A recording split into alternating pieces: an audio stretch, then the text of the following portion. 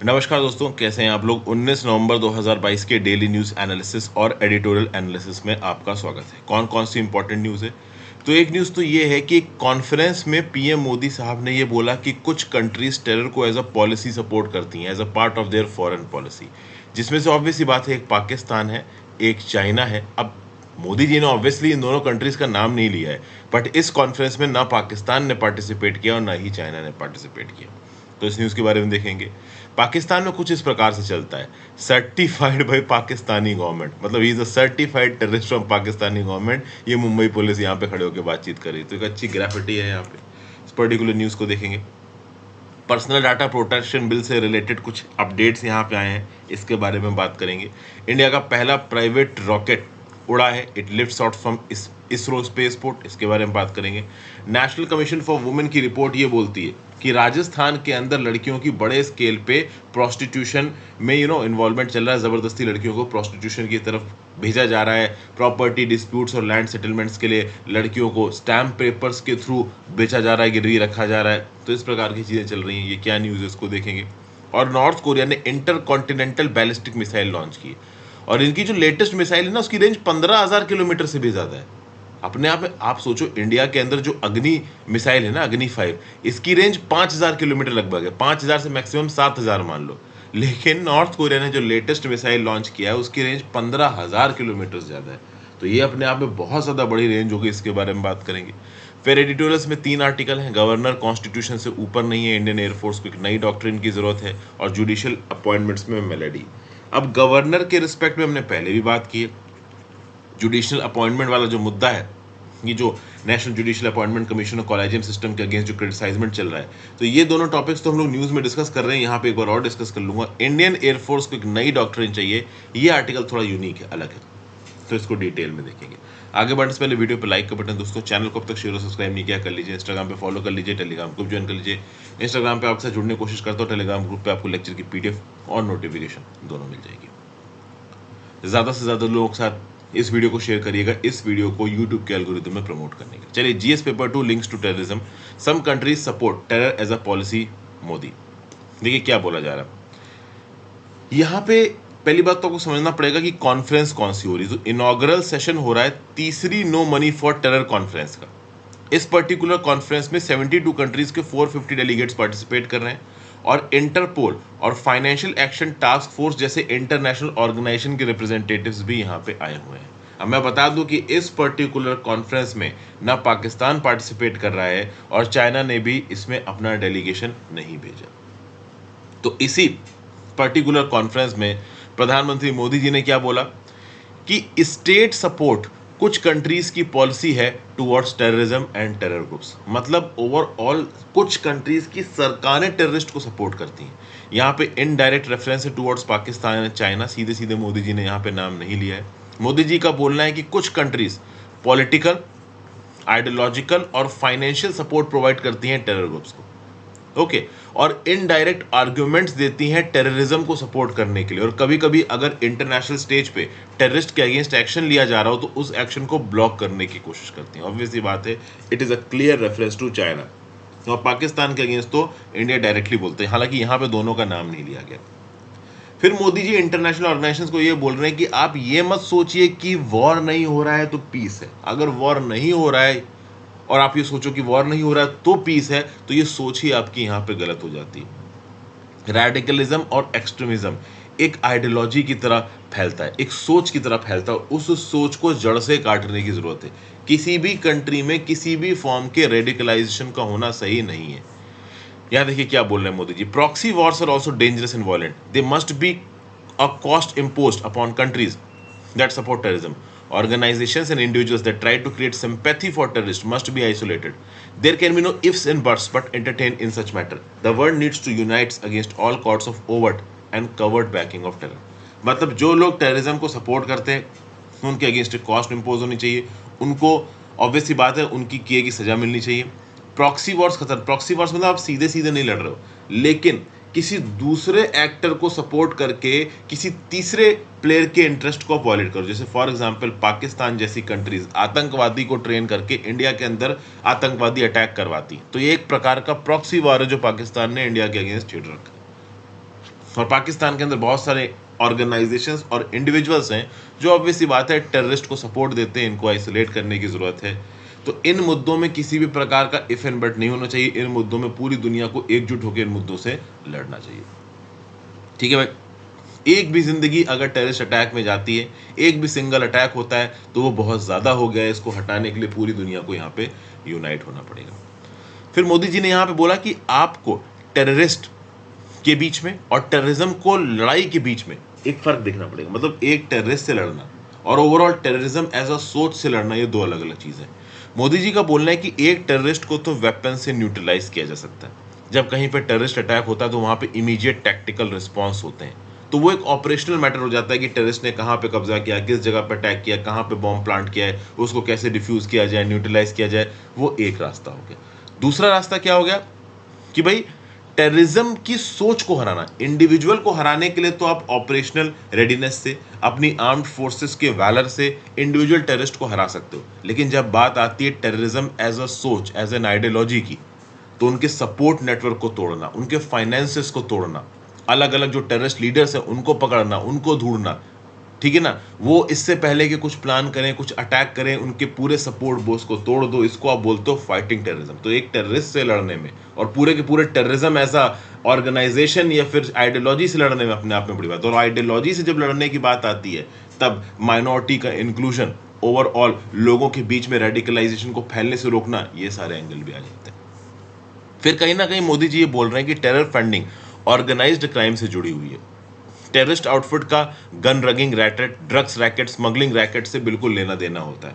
Okay, ये जो gun rackets होते हैं, ड्रग्स स्मगलिंग रैकेट्स होते हैं, ये कहीं ना कहीं लॉजिस्टिक्स और कम्युनिकेशन में टेररिस्ट के साथ इंगेज करते हैं। तो ऑर्गेनाइज्ड क्राइम को हराना भी बहुत हद तक जरूरी है टेररिज्म से लड़ने के लिए, और इसके लिए रैपिडली एडवांसिंग टेक्नोलॉजी एक टूल हो सकती है। No doubt rapidly advancing technology एक डेंजर भी है, क्योंकि आज की डेट में डार्क नेट जैसी जगहों पे आपको टैंक्स, बंदूकें, गोले बारूद सब कुछ मिल जाएगा। तो डार्क नेट किसके दम पे चल रहा है? टेक्नोलॉजी के दम पे चल रहा है। तो यही टेक्नोलॉजी टेररिस्टों को और आप कह लो इलीगल एलिमेंट्स को मदद कर रही है अपने निफारियस प्रोपोगेंडा को फैलाने के लिए। At the same point of time इसी टेक्नोलॉजी का प्रयोग करके सरकार ओवरऑल टेररिज्म को ट्रैक कर सकती है, ट्रेस कर सकती है और टैकल कर सकती है। फिर फाइनली प्रधानमंत्री मोदी जी ने बोला कि देखिए अलग अलग नेशंस के अपने अलग अलग लीगल प्रिंसिपल्स हैं, लेकिन एक चीज में हर नेशन को क्लैरिटी होनी चाहिए कि उनके सिस्टम का मिसयूज ना किया जाए किसी और सिस्टम के अगेंस्ट। डीपर कोऑर्डिनेशन और अंडरस्टैंडिंग होनी चाहिए अलग अलग सरकारों के बीच में। जॉइंट ऑपरेशन, इंटेलिजेंस, कोऑर्डिनेशन और एक्सट्राडिशन से ही हम टेररिज्म के अगेंस्ट लड़ सकते हैं। ठीक है भाई। फिर अगला GS paper 2-3 government policy cyber security.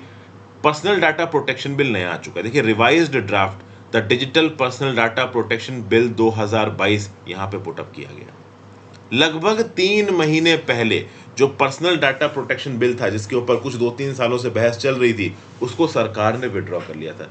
इसका अगर मैं आपको टाइमलाइन देखूं तो पिछले 5 सालों से पर्सनल डाटा प्रोटेक्शन बिल को लाने की बात की जा रही है। जो पहला ड्राफ्ट था पर्सनल डाटा प्रोटेक्शन बिल का, वो सामने रखा गया था बाय एन एक्सपर्ट पैनल, जिसको लीड कर रहे थे जस्टिस BN श्रीकृष्णा। ये बात है जुलाई 2018 की। 1 साल कंसल्टेशन चला। जुलाई 2018 में एक्सपर्ट पैनल ने डाटा प्रोटेक्शन बिल सामने रखा। इस पर्टिकुलर बिल और ड्राफ्ट को रिवाइज किया गया। इसके बेसिस पे एक नया बिल बनाया गया, जिसको पार्लियामेंट में उतारा गया दिसंबर 2019 में। दिसंबर 2019 में जब ये बिल पार्लियामेंट में पहुंचा तो पार्लियामेंट ने इसको ज्वाइंट पार्लियामेंट्री कमेटी को रेफर कर दिया। इस ज्वाइंट पार्लियामेंट्री कमेटी ने दिसंबर 2019 से लेकर दिसंबर 2021 तक इसके ऊपर थीसिस की, एनालिसिस की, बातचीत की और अपनी रिपोर्ट सबमिट की। अब उस रिपोर्ट के आधार पर एक बिल बनना चाहिए था, लेकिन ministry of electronics and information technology ने एंड टाइम पे वो बिल वापस खींच लिया और बोला कि हम एक नया बिल लेके आएंगे जो सारे व्यू पॉइंट्स को इनकॉर्पोरेट करेगा, एक कॉम्प्रिहेंसिव लीगल फ्रेमवर्क होगा। और उसी नए बिल के फॉर्म में हमको मिल रहा है digital personal data protection bill 2022। सरकार को काफी क्रिटिसाइज भी किया गया। सरकार को यह बोला गया कि भाई एक तो जस्टिस BS श्रीकृष्णन ने जुलाई 2018 में ड्राफ्ट दिया, उस ड्राफ्ट को इंपोर्ट करके आप पार्लियामेंट में लेके आए, पार्लियामेंट में एक कमेटी उसके ऊपर 2 साल से थीसिस कर रही है, फिर आप उसी बिल को विड्रॉ करके नया बिल ला रहे हो। तो ये आप क्या करने की कोशिश कर रहे हो? अब ये जो नया बिल आया है digital personal data protection bill 2022, इसको लेके अगले 2-3 दिन तक एडिटोरियल में और करंट अफेयर्स में न्यूज़ आती रहेंगी, तो हमें इस पर्टिकुलर बिल के बारे में बहुत कुछ पता चलने वाला है। कुछ पॉइंट्स मैं यहाँ पे आपको बता देता हूँ। ये जो नया ड्राफ्ट बिल आया है ना, the digital personal data protection bill 2022, जिसके ऊपर अभी बातचीत होगी, ओवरऑल 17 दिसंबर तक एज अ आम नागरिक आप कमेंट्स भी दे सकते हैं। तो इस पर्टिकुलर नए बिल में किसी भी पर्टिकुलर इंडिविजुअल या ऑर्गेनाइजेशन के ऊपर 500 करोड़ तक की पेनल्टी मारी जा सकती है अगर आप इस बिल के प्रोविजंस को वायलेट करते हुए नजर आए। फिर क्रॉस बॉर्डर डाटा फ्लोज के रूल्स को यहां पे ईज कर दिया गया है, ठीक है ना। पहले क्या था, cross border data flow allowed नहीं थे। अब क्रॉस बॉर्डर डाटा फ्लोज तो पहले क्या बोला गया था कि जो टेक फर्म्स जैसे फेसबुक हो गई, एप्पल हो गई, गूगल हो गई, ये जो भी जैसे अब गूगल, यूट्यूब हो गए, इनके ऑपरेशन चलते हैं इंडिया के अंदर, या फिर मान लो गूगल पे हो गया, व्हाट्सएप पे हो गया, तो इस प्रकार के ऑर्गेनाइजेशंस में बहुत सारे इंडियन यूजर्स इनरोल्ड हैं। अब इंडियन यूजर्स का जो डाटा होगा ना, वो इंडिया बेस्ड क्लाउड सर्वर्स में स्टोर होना चाहिए, ना कि फॉरेन बेस्ड क्लाउड सर्वर। मतलब गूगल पे ओवरऑल जो भी इंडियंस का डाटा स्टोर कर रहा है वो यूरोप या यूएसए के सर्वर में नहीं करेगा, इंडिया के अंदर खुद के क्लाउड सर्वर स्टैब्लिश करेगा। अब इस बात को लेके बाहर की जो टेक्नोलॉजी फर्म्स थी वो थोड़ा टेंशन में आ गई थी, क्योंकि क्लाउड सर्वर्स को स्थापित करना अपने आप में एक बड़ा मेजर इशू है। इसमें ठीक ठाक अमाउंट पैसे में खर्च होता है, एक बड़ा इंफ्रास्ट्रक्चरल इन्वेस्टमेंट होता है। तो ये जो इंटरनेशनल ऑर्गेनाइजेशंस थे, ये जो आप कह लो बड़ी टेक फर्म्स थी, ये थोड़ा परेशानी में आ गई थी और अपने हेड ऑफ स्टेट्स के थ्रू, अपने कंट्री के पॉलिटिकल लीडर्स के थ्रू इंडिया के पॉलिटिकल लीडर्स के ऊपर प्रेशर डलवा रही थी कि भाई ये जो क्रॉस बॉर्डर डाटा फ्लो वाला जो क्लॉज है, इसमें रूल्स को थोड़ा ईज ऑफ करिए। तो इन रूल्स को थोड़ा ईज ऑफ यहाँ पे किया गया है। अब किस हद तक ईज ऑफ किया गया है वो तो देखिए आगे आने वाले कुछ दिनों में, ओवरऑल जब इस पर्टिकुलर बिल के बारे में डिटेल में डिस्कशन होगा तो हम जान ही लेंगे। फिर ये जो ड्राफ्ट आया है आपका digital personal data protection bill 2022 का, इसके अंदर एक डाटा प्रोटेक्शन बोर्ड को बनाने की बात की जा रही है। ये एक नई रेगुलेटरी बॉडी होगी जो कि सरकार सेटअप करेगी, और इस रेगुलेटरी बॉडी के पास ही ताकत होगी कि 500 करोड़ रुपए तक का फाइन ये मार सकते हैं। 6 प्रकार की पेनाल्टीज फॉर नॉन कॉम्प्लायंस को इस बिल में प्रपोज किया गया। पहला, 250 करोड़ तक की पेनाल्टी मारी जा सकती है अगर रीजनेबल सिक्योरिटी सेफगार्ड्स को नहीं इंक्लूड किया गया है। 200 करोड़ तक की पेनाल्टी मारी जा सकती है अगर बोर्ड को नोटिफाई नहीं किया गया है, अगर एक पर्सनल डाटा ब्रीच हुई है। अगर कोई पर्सनल डाटा ब्रीच हुई है और जिसमें यूजर का डाटा कॉम्प्रोमाइज किया गया है, तो उस केस में जो पर्सनल डाटा बोर्ड बनाया गया है इस digital personal data protection bill 2022 के अंदर, इसको बताना है। अगर नहीं बताया तो 200 करोड़ तक की पेनल्टी मारी जा सकती है। फिर जो एडिशनल ऑब्लिगेशंस है विद रिस्पेक्ट टू चिल्ड्रन, इनको आपको फुलफिल करना है, और अगर आपने फुलफिल नहीं किया है तो भी आपके ऊपर 200 करोड़ तक की पेनल्टी रह सकती है। मैक्सिमम पेनल्टी 500 करोड़ तक की। तो ये कुछ प्रकार की पेनल्टीज है जो कि बड़ी सिग्निफिकेंट अमाउंट है। इससे पहले जो बिल आया था उसमें पेनल्टी थी 15 करोड़ की, या फिर आप कह लो 4% of the total world wide turnover. लेकिन अभी एग्जैक्टली अमाउंट रुपीज में बता दिया गया है, 200 करोड़, 250 करोड़, 500 करोड़। ठीक है भाई। प्लस पहले क्या था कि जिस डाटा प्रिंसिपल के आप कह लो राइट्स को आप वायलेट कर रहे हो, उसको कंपनसेशन देने का क्लॉज था। अभी के लिए ये नहीं है। डाटा प्रिंसिपल्स यहाँ पे पता है क्या है, वो इंडिविजुअल जिसका डाटा वायलेट हुआ, जैसे फॉर एग्जांपल मैं हूँ, मेरा कोई पर्सनल डाटा वायलेट हो जाता है, तो ऐसे केसेस में क्या मुझे कंपनसेशन मिलना चाहिए। मतलब कल की डेट में मान लो मेरा फेसबुक अकाउंट है, फेसबुक के सर्वर पे एक बड़ा तगड़ा अटैक होता है और मेरा फेसबुक अकाउंट कॉम्प्रोमाइज हो जाता है, तो उस कंटेक्स्ट में क्या मैं फेसबुक को स्यू कर सकता हूँ, क्या मैं फेसबुक से कंपनसेशन मांग सकता हूँ। तो अभी के लिए इस बिल में ऐसा कोई भी क्लॉज नहीं है। फिर भाई वो इंडिविजुअल्स जो कि फॉल्स इंफॉर्मेशन प्रोवाइड करेंगे ऑनलाइन, गलत तरीके से अपना आइडेंटिटी या एड्रेस का प्रूफ सबमिट करेंगे, कोई भी डॉक्यूमेंट जो कि उनके वेरिफिकेशन के लिए है वो फर्जी सबमिट करेंगे, तो उस केस में 10,000 तक की पेनाल्टी मारी जा सकती है। और ये आप किसको सबमिट करोगे, तो देखिए as a data principal, okay, आप एक यूजर हो, आप किसी डाटा फिड्यूशरी के साथ, ये डाटा फिड्यूशरी किससे एफिलिएटेड होगी, तो डाटा प्रोटेक्शन बोर्ड के साथ।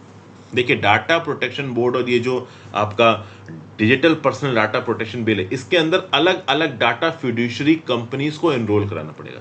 जैसे कल की डेट में आप मान लो कि किसी एग्जाम में अप्लाई करने के लिए, यूपीएससी हो गया, एसएससी हो गया, रेलवेज हो गया, आप एक सेंट्रलाइज पोर्टल में अपनी इंफॉर्मेशन भर रहे हो, तो वो जो पोर्टल हो गया, वो जो एग्जाम कंडक्ट करवाने वाली एजेंसी हो गई, वो डाटा फिड्यूशरी हो गई। और उस पर्टिकुलर एजेंसी में आपने कोई गलत डाटा सबमिट कर दिया, तो ऐसे केस में आपके ऊपर 10,000 रुपए तक की पेनाल्टी भी पड़ सकती है।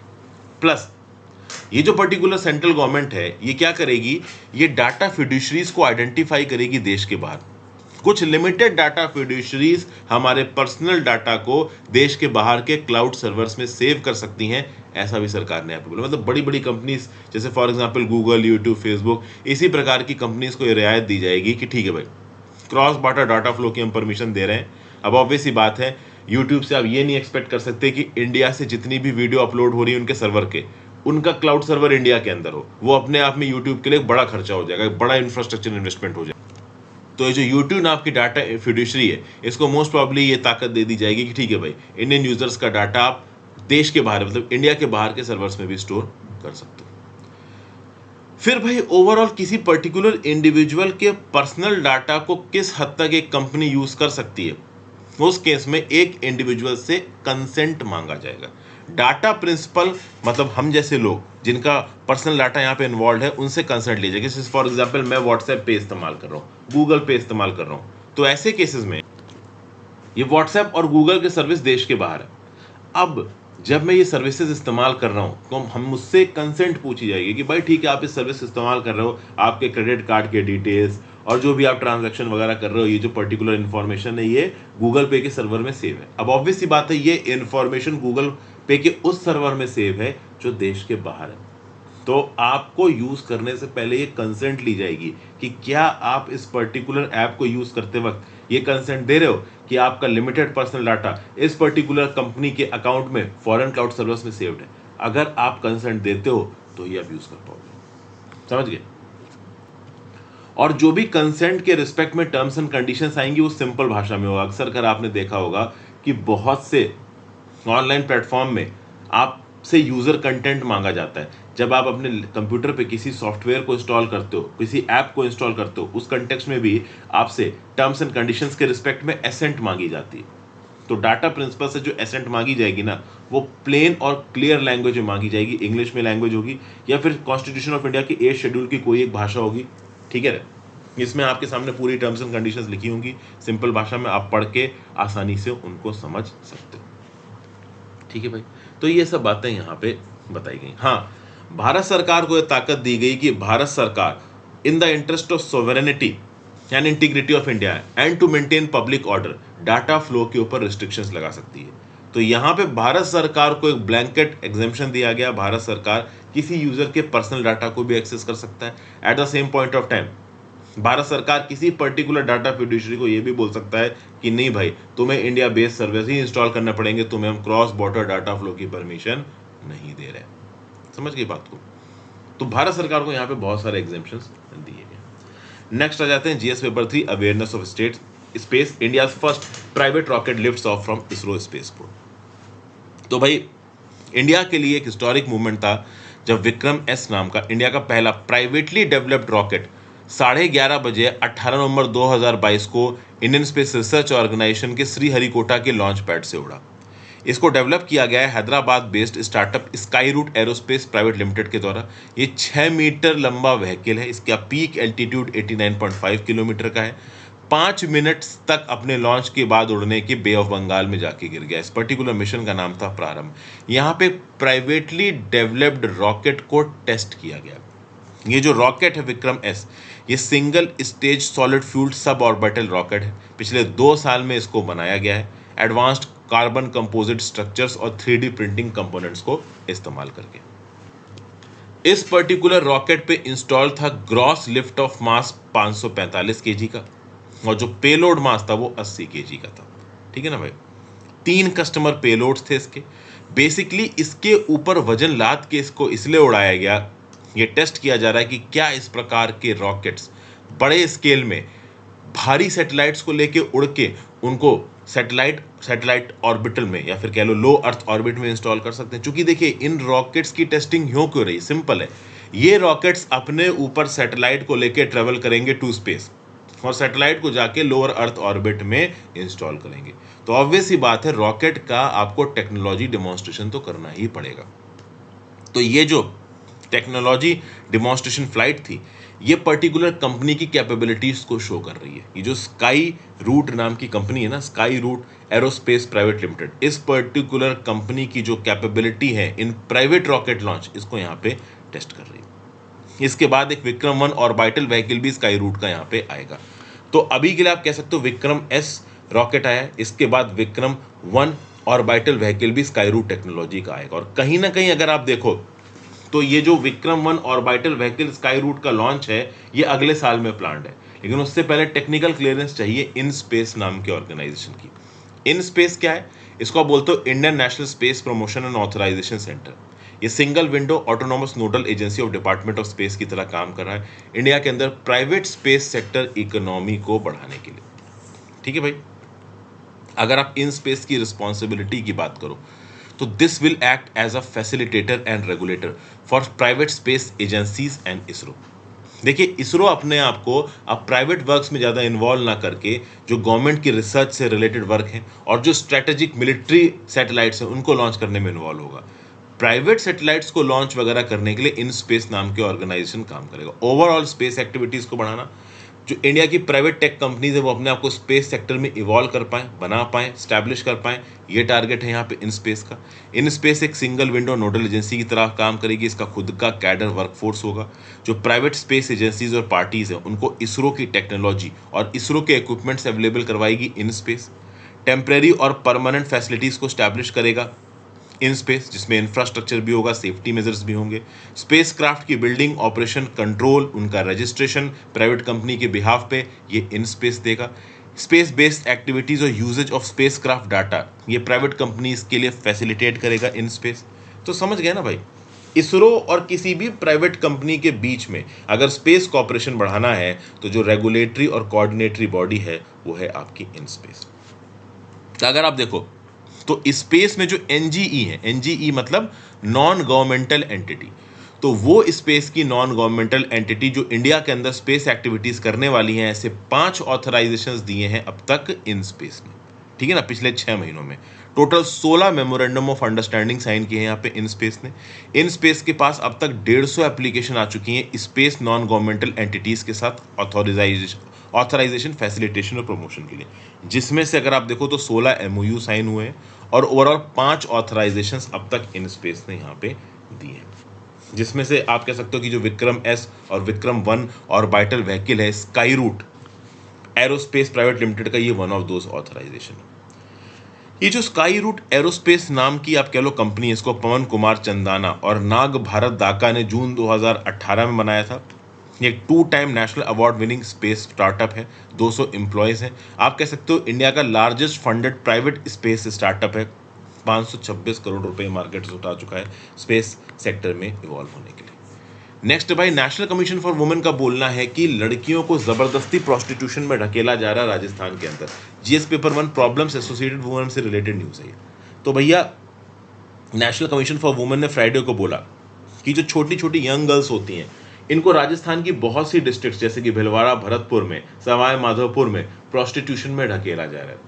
और इसके लिए नेशनल कमीशन फॉर वुमेन केंद्र की सरकार से गुहार लगा रही है कि तुरंत एक स्पेशल इन्वेस्टिगेटिव टीम यहाँ पे अपॉइंट करिए जो कि इस प्रकार के एलिगेशंस के बारे में प्रॉपर तरीके से इंक्वायरी करेगा। Rajasthan has emerged as a source and destination for trafficking of women and girls for sexual exploitation and prostitution। मतलब वुमेन ट्रैफिकिंग में और गर्ल्स के सेक्सुअल एक्सप्लॉयटेशन से रिलेटेड राजस्थान एक सोर्स भी और एक डेस्टिनेशन बन के सामने आया है। ऐसा एनसीडब्ल्यू की रिपोर्ट बोलती है, नेशनल कमीशन फॉर वुमेन की रिपोर्ट बोलती है। इसकी 2 मेंबर की फैक्ट फाइंडिंग कमेटी ने डाटा यहाँ पे सबमिट किया। इनफैक्ट राजस्थान के अंदर हालात इतने खराब हैं कि लोन रीपेमेंट्स के लिए कभी कभी लड़कियों को बेचा जाता है। होता है ना कि लोग दूसरे से उधार ले लेते हैं, तो जब उधार नहीं चुका पाए तो अपने घर की किसी लड़की को सामने वाले घर में बेच दिया, और ये जो बेचना है ना लड़की को, इसको स्टैंप पेपर पे भी रजिस्टर कर दिया। सोचो, एक गवर्नमेंट मैकेनिज्म का इस्तेमाल किया जा रहा है इतनी ब्लेटेंट इलीगल एक्टिविटी को करने के लिए। फिर ड्यूज के सेटलमेंट के लिए लड़कियों को तो स्टैंप पेपर पे प्रोस्टिट्यूशन में बेचा ही जाता है। कभी कभी कास्ट पंचायत के कहने पे डिस्प्यूट सेटलमेंट के लिए लड़कियों की जो माएँ होती हैं उनके रेप को भी ऑर्डर किया जाता है। ये सब ओपनली होता है राजस्थान के रूरल इलाकों में। ज़बरदस्ती लड़कियों को प्रोस्टिट्यूशन में ढकेला जा रहा है भिलवाड़ा, भरतपुर, सवाई माधोपुर जैसी डिस्ट्रिक्ट्स पे। ये बताया जा रहा है।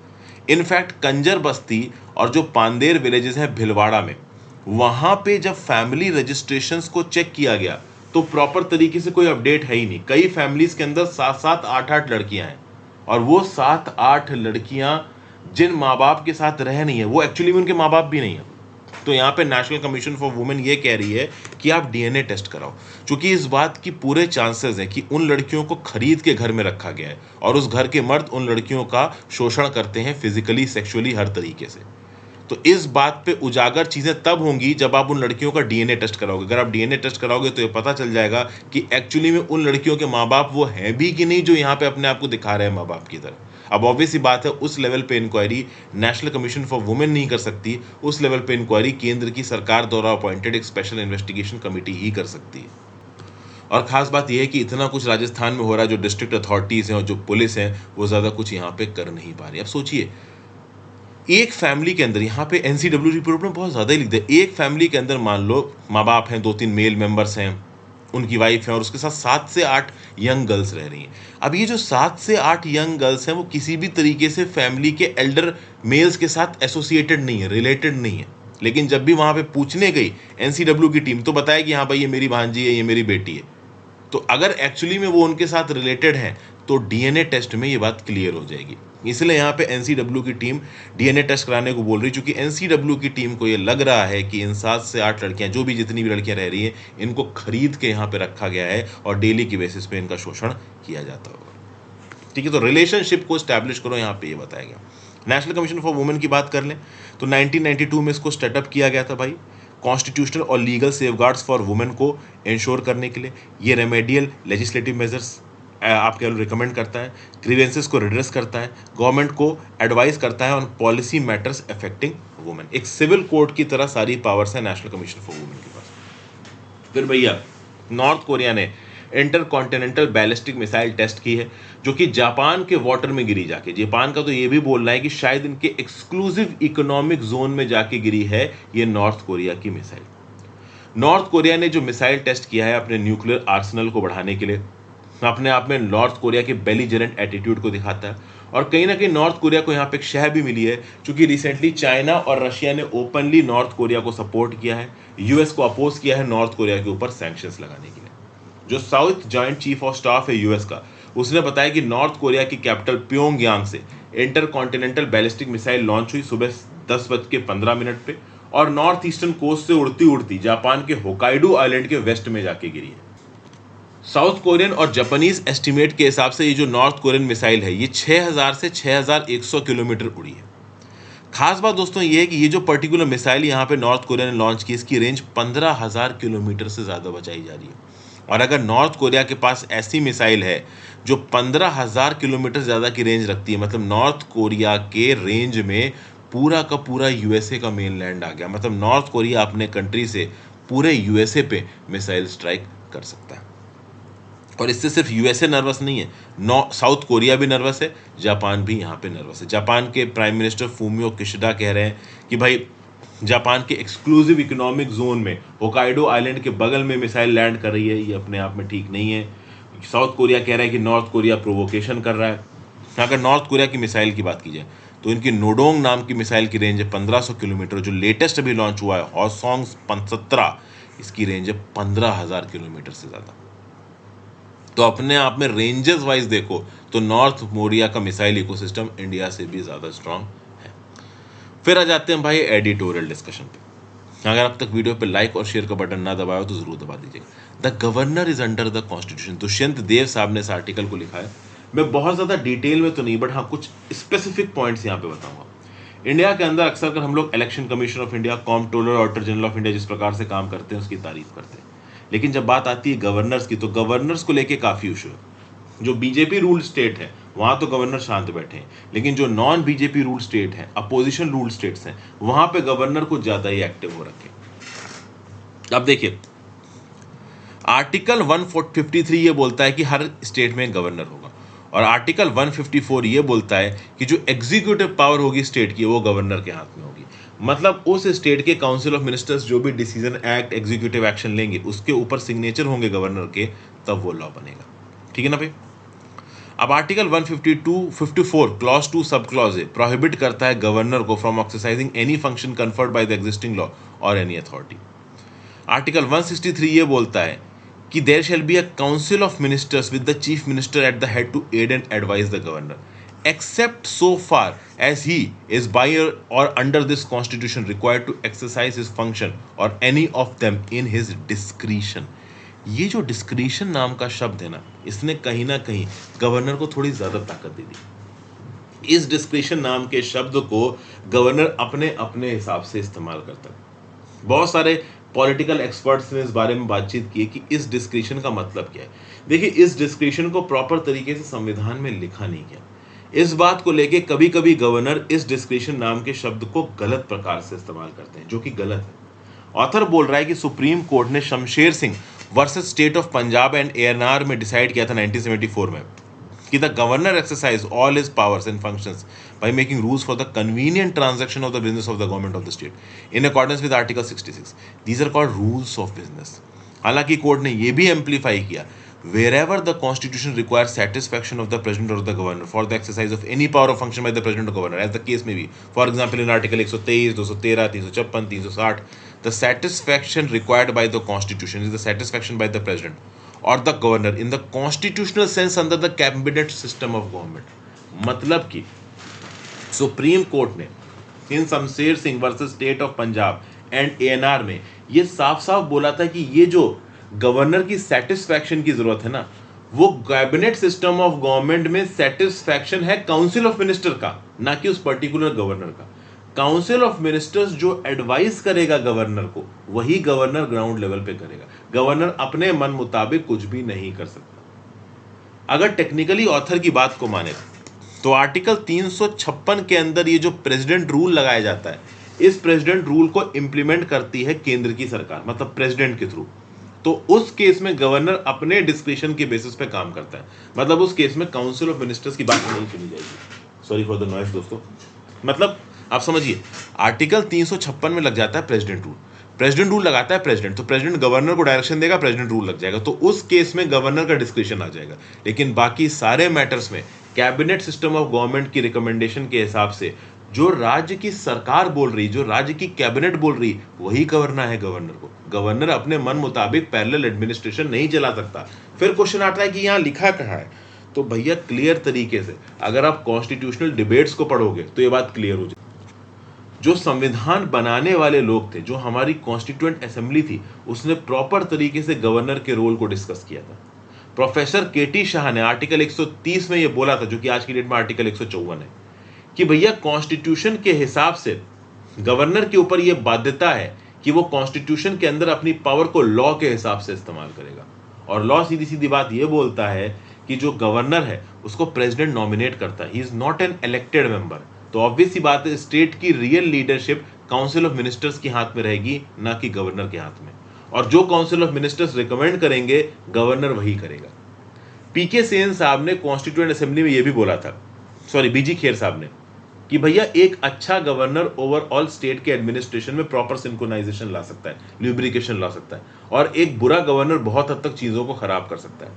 तो डेमोक्रेटिक आइडिया को ग्राउंड लेवल पे इंप्लीमेंट करने के लिए गवर्नर को डिक्टेटोरियल पावर देना सही नहीं है। इसलिए गवर्नर को यहां पे एक नॉमिनल हेड, एक कॉन्स्टिट्यूशनल हेड बनाया गया, ताकि उसको हमेशा ये याद रहे कि तुम्हारा फ्रेंडली इंटरवेंशन है। उन केसेस में जहां पे केंद्र की सरकार आपसे बोल रही है यहाँ देश की इंटीग्रिटी खतरे में है, प्रेसिडेंट रूल लगा दो अंडर 356, वहां पे बात अलग है। बट कहीं ना कहीं आपके ऊपर बाध्यता है कि आप स्टेट की लॉफुली इलेक्टेड सरकार के हिसाब से ही नियम कानून काम करोगे। तो कॉन्स्टिट्यूएंट असेंबली की अगर आप डिबेट सुनेंगे, विश्वनाथ दास साहब, के.एम. मुंशी साहब, उसके बाद पीके सेन साहब, बीजे खेर साहब, प्रोफेसर केटी शाह, और एंड में हमारे बाबा साहब की अगर आप बात सुनोगे तो साफ साफ लिखा हुआ है, इंडिविजुअल जजमेंट में गवर्नर को काम नहीं करना है। Governor is nominated, governor act according to the will and advice of the cabinet.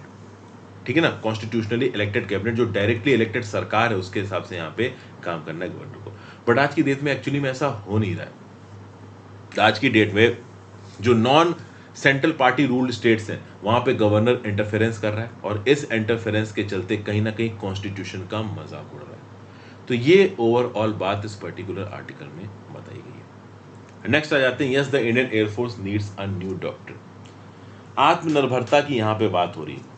अलग अलग फील्ड में हम सेल्फ सफिशिएंट हो, सेल्फ डिपेंडेंट हो, हम किसी के ऊपर भी किसी भी चीज़ के लिए डिपेंडेंट ना हो। चाहे वो कैपेबिलिटी टेक्नोलॉजिकल रिसर्च की बात हो, डेवलपमेंट की बात हो, मैन्युफैक्चरिंग की बात हो, ह्यूमन रिसोर्स अवेलेबिलिटी की बात हो, हमें फ्रेश आइडिया की ज़रूरत है और इन सबको आत्मनिर्भरता कैंपेन के साथ जोड़ना है। अब बेसिकली देखिए, आत्मनिर्भरता कैंपेन को एक डॉक्ट्रिनल थॉट के साथ जोड़ना ज़रूरी है। अगर हम इसको डॉक्ट्रिनल थॉट के साथ नहीं जोड़ेंगे तो प्रॉपर तरीके से ग्राउंड लेवल पे पॉलिसी बना नहीं पाएंगे। अब आप बोलोगे कि सर ये डॉक्ट्रिन का क्या मतलब है, what is this doctrine, doctrine का मतलब क्या होता है? तो देखिए, डॉक्ट्रिन का मतलब होता है the best way of doing a thing. आपके प्रेजेंट नॉलेज के हिसाब से, आपके पास्ट के एक्सपीरियंसेस के हिसाब से, आपकी फ्यूचर की सोच के हिसाब से, विजन के हिसाब से, आपकी प्रेजेंट टेक्नोलॉजिकल रिसर्च कैपेबिलिटी के हिसाब से, डेवलपमेंट और मैन्युफैक्चरिंग की कैपेसिटी के हिसाब से आपने एक प्रॉपर सोच बना ली, एक प्रॉपर ढल्ला बना लिया काम करने का, और उसके हिसाब से आप काम कर रहे हो। तो ये होता है डॉक्ट्रिन। एयरफोर्स के पास अभी की जो प्रेजेंट डॉक्ट्रिन है वो 2012 की है, और जिस हिसाब से दुनिया इवॉल्व कर रही है, दुनिया की मिलिट्री सोच रिवॉल्व कर रही है, 2012 की military doctrine, air force doctrine vintage हो चुकी है, पुरानी हो चुकी है। अगर इंडिया की एयर पावर को सच में डेवलप करना है, प्रॉपर तरीके से टेक्नोलॉजी का इसमें इन्हांसमेंट करना है, तो इसके लिए एयरफोर्स की डॉक्ट्रिन को इम्प्रूव करना पड़ेगा। टेक्नोलॉजी प्रोग्रेस कर चुकी है एक्सपोनेंशियली। आर्टिफिशियल इंटेलिजेंस और जो मशीन लर्निंग है ना, ये कहीं ना कहीं ह्यूमन कॉग्निटिव एबिलिटीज और इंट्यूशन को बढ़ा रहे हैं। ओवरऑल एक इंसान की चीज़ों को एस्टिमेट करने की ताकत को टेक्नोलॉजिकली शिफ्ट कर रहे हैं। तो ऐसे समय पे इंडियन एयरफोर्स की प्रॉपर डॉक्ट्रिन को इवॉल्व करना बहुत ज़्यादा ज़रूरी है। इस पर्टिकुलर एयरफोर्स की डॉक्ट्रिन को स्पेस के साथ जोड़ना बहुत ज़्यादा ज़रूरी है। दुनिया भर में आउटर स्पेस ट्रीटी वगैरह साइन हो रखी हैं, लेकिन स्पेस ट्रीटी को कौन प्रॉपर तरीके से फॉलो करता है? आप देखिए, चाइना, यूएस में प्राइवेट सेक्टर और सरकारें बड़े स्केल पे सैटेलाइट लॉन्चेस कर रही हैं। दुनिया भर की कंट्रीज स्पेस में अपने एसेट्स को प्लेस कर रही हैं, अनमैन्ड प्लेटफॉर्म्स को प्लेस कर रही हैं। तो ऐसे केसेस में क्या हमारे पास एक पावर नहीं होनी चाहिए सब करने की? बिल्कुल होनी चाहिए। Satellites on call.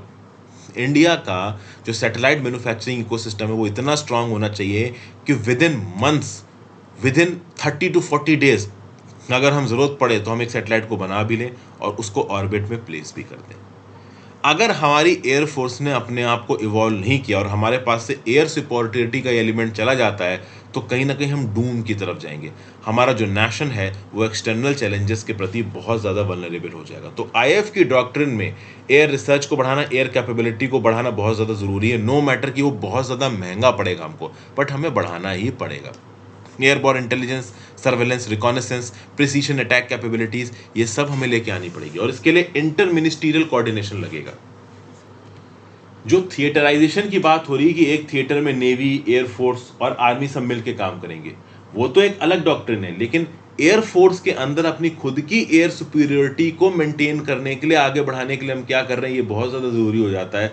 खासकर इन सब चीज़ों को ध्यान देने के लिए कि इंडिया के सामने एक टू फ्रंट थ्रेट है।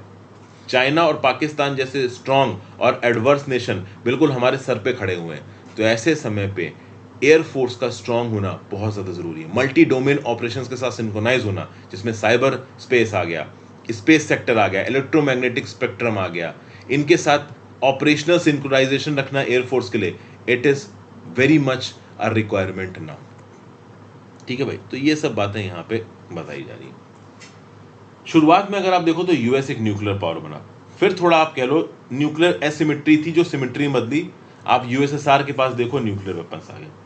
फिर 1991 के लगभग पे यूएसएसआर डिसमेंटल हो गया और यूएस ने अपने आप को मिलिट्री अफेयर्स में रेवोल्यूशनाइज किया। 1990-91 के गल्फ वॉर के बाद देखोगे तो यूएस ने बहुत सारी डेडिकेटेड रिसर्च टीम बनाई, जिन्होंने बहुत तगड़े तरीके से यूएस के मिलिट्री प्रोग्राम को इवॉल्व किया। उनकी आर्मी, नेवी, एयरफोर्स बहुत ज़बरदस्त तरीके से इवॉल्व हुई। आज की डेट में उनकी नेशनल डिफेंस पॉलिसी में एयरफोर्स, आर्मी, नेवी सबका अपना रोल है। उसी प्रकार से इंडिया के अंदर भी एयरफोर्स के रिस्पेक्ट में प्रॉपर एवोल्यूशन लाना ज़रूरी है। और इसका मतलब ये नहीं है कि इंडियन एयरफोर्स के पास फाइटर एयरक्राफ्ट है तो सब कुछ है। फाइटर एयरक्राफ्ट के साथ एरियल रिफ्यूलर्स का होना कि हमारे फाइटर एयरक्राफ्ट को हम आसमान में रिफ्यूल कर सकें, airborne warning and control system का होना, ट्रांसपोर्ट हेलीकॉप्टर फ्लीट्स का होना, कम्युनिकेशन सिस्टम्स का होना, ये सब बहुत ज़रूरी है।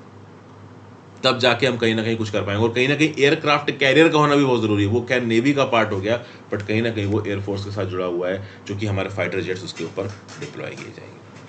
फिर melody and remedy on the collegian system of judicial appointment, यहाँ पे देखिए कुछ नया नहीं है। रिसेंटली कुछ क्रिटिकल रिमार्क्स देखने को मिले हैं यूनियन लॉ मिनिस्टर किरण रिजिजू साहब के द्वारा। 2015 में सुप्रीम कोर्ट ने जो जजमेंट देख के नेशनल जुडिशियल अपॉइंटमेंट कमीशन को अनकॉन्स्टिट्यूशनल माना था, उसके अगेंस्ट लगातार सरकार बोलती रहती। किरण रिजिजू साहब ने भी बोला है कि ठीक है भाई, एक्चुअली में 2015 में जब नेशनल जुडिशियल अपॉइंटमेंट कमीशन को सुप्रीम कोर्ट ने अनकॉन्स्टिट्यूशनल बोला था, तो कॉलेजियम सिस्टम की कमियों को भी पॉइंट आउट किया था सुप्रीम कोर्ट ने। तो सुप्रीम कोर्ट ने बोला था कि ठीक है भाई, आप एक मेमोरेंडम ऑफ प्रोसीजर बनाइए, एमओपी बनाइए, जिसके बेसिस पे सुप्रीम कोर्ट के जजेस के अपॉइंटमेंट को डिसाइड किया जाएगा। लेकिन वो प्रोसेस ज़्यादा आगे बढ़ नहीं पाया। आज की डेट में भी कॉलेजियम सिस्टम चल रहा है। तो सरकार लगातार सुप्रीम कोर्ट को क्रिटिसाइज करती है कि जब तुम खुद ही बोल रहे हो कि तुम्हारे कॉलेजियम सिस्टम में कमी है, तो फिर कॉलेजियम सिस्टम को इंप्रूव करने के लिए कुछ करते क्यों नहीं हो। सुप्रीम कोर्ट ने बोला कि करने के लिए हम एग्जीक्यूटिव को पूरी ताकत नहीं दे सकते जजेस को अपॉइंट करने की। अब इस कंटेक्स्ट में जो 4-1 से देखिए, 2015 में जब एनजेएसी को अनकॉन्स्टिट्यूशनल बोला गया था, तो 5 जज की बेंच बैठी थी, जिसमें 4 लोगों ने एनजेएसी को अनकॉन्स्टिट्यूशनल बोला था। तो उस पर्टिकुलर बेंच के डिसीजन को ओवरटर्न करने के लिए कम से कम 5 जज की बेंच बनानी पड़ेगी या 7 जजों की बेंच बनानी पड़ेगी। तो रिव्यू पिटीशन जरूर फाइल हुई सुप्रीम कोर्ट में। अब इस रिव्यू पिटीशन में कॉलेजियम सिस्टम हटेगा कि नहीं हटेगा, ये अपने आप में एक बड़ी बात है, कह नहीं सकते अभी। बहुत मुश्किल है कि सुप्रीम कोर्ट अपने हाथ से कॉलेजियम सिस्टम वाला सिस्टम जाने देगा। बट कहीं ना कहीं ये बात बिल्कुल सच है कि कॉलेजियम सिस्टम के अंदर ज्यादा ताकत जुडिशरी के जजेस के पास जा रही है, क्योंकि जुडिशरी के जजेस पहले एक लिस्ट देते हैं, उस लिस्ट में सरकार को अपॉइंटमेंट करना है। अब कई बार क्या हुआ कि कॉलेजियम सिस्टम के थ्रू जजेस की लिस्ट दी गई, सरकार ने अपॉइंट नहीं किया, तो जुडिशरी ने इल्जाम लगाया कि यार ये तो सरकार अपॉइंटमेंट रोक रही। देखिए, कुछ एडवोकेट्स के नाम कॉलेजियम सिस्टम के थ्रू रिप्रेजेंट किए गए सरकार को, एक बार से ज्यादा सरकार ने उनको अपॉइंट नहीं किया, तो उन एडवोकेट ने अपने नाम को विड्रॉ कर लिया। तो सुप्रीम कोर्ट केंद्र की सरकार के ऊपर इल्जाम लगाने लगा कि आप जबरदस्ती प्रोसेस को डिले करके कुछ लोगों को अपॉइंट नहीं करने देना चाहते हो। मतलब सुप्रीम कोर्ट ओपनली केंद्र की सरकार को क्रिटिसाइज कर रहा है और बोल रहा है कि you are delaying the appointments, और अपॉइंटमेंट को डिले करके आप कुछ लोगों को कुर्सी पर नहीं बैठने देना चाहते हो जजेस की। केंद्र की सरकार के लॉ मिनिस्टर पलट के बोल रहे हैं कि आपका खुद का कॉलेजियम सिस्टम फ्लॉड है, आपके खुद के कॉलेजियम सिस्टम के चलते जो मेरिट है वो इग्नोर हो जाती है, क्योंकि आप सीनियरिटी के बेसिस पे कॉलेजियम में अपॉइंटमेंट करते हो। तो कहीं ना कहीं सच में वो एडवोकेट्स जो यंग है, जिनके पास लीगल मेरिट है, उनको हम अपॉइंट नहीं कर पा रहे हैं सुप्रीम कोर्ट में और हाई कोर्ट में जजेस की तरह आपके कॉलेजियम सिस्टम। तो यहाँ पे टसल सा है सुप्रीम कोर्ट के बीच में और सरकार के बीच में। तो एनजेएसी को रिवाइव करने के लिए रिव्यू पिटीशन तो आ गई है, बट इस बात के चांसेस देखिए ना के बराबर हैं कि एनजेएसी रिवाइव होगा। कॉलेजियम सिस्टम कहीं ना कहीं सुप्रीम कोर्ट को प्राइमेसी देता है अपने अपॉइंटमेंट। अगर ये प्राइमेसी जुडिशरी से हट के एग्जीक्यूटिव के हाथ में चली गई, तो एक अलग ही लेवल का पॉलिटिकल ब्लेम गेम शुरू हो जाएगा, जो कि सुप्रीम कोर्ट भी नहीं चाहती। तो यहाँ पे मैं लेक्चर को खत्म करता हूँ दोस्तों। Thank you for watching friends. Video को लाइक और शेयर